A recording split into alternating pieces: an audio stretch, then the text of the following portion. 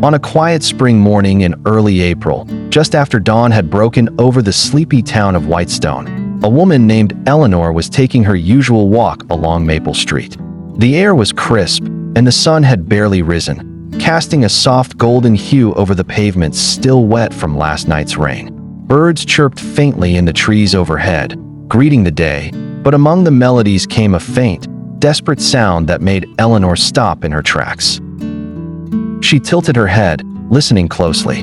A weak, high-pitched chirp echoed again, the unmistakable cry of a baby bird in distress. She followed the sound, her footsteps quickening as her heart tightened. There, on the edge of the sidewalk beneath a large oak tree, lay a tiny bird. Barely more than a tuft of feathers and bones, it trembled with each breath, eyes half closed, too weak to even move.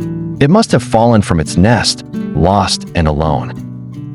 Without hesitation, Eleanor knelt and gently cupped the fragile creature in her hands. It was cold to the touch.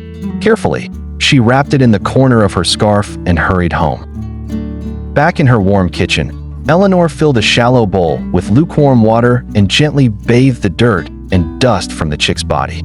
She dried it with a soft towel and placed it in a small basket lined with old cotton shirts and bits of wool, tucking it in like a newborn. Using a small dropper, she gave the bird warm milk mixed with a few drops of honeyed water. That night, she barely slept, listening for any sound from her new companion. And in the early hours, just before sunrise, she heard it again, the same soft chirp, a little stronger this time. Over the days that followed, Eleanor's quiet home took on a new rhythm. Every few hours, she prepared a mixture of soft food and fed the bird gently, warming it against her chest as she rocked in her old wooden chair by the window. She talked to it, named it Wren, and watched it grow stronger. Its feathers began to fill out, its eyes sparkled with life, and its tiny wings fluttered with excitement every time it heard her voice. Though Wren had arrived in Eleanor's life by chance, their bond quickly deepened.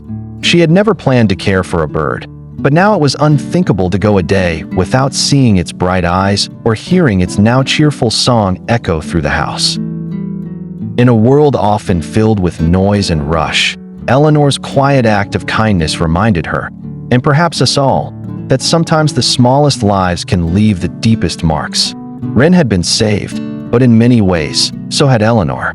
In caring for this delicate life, she had rediscovered warmth, purpose, and a love that asked for nothing but a heartbeat in return.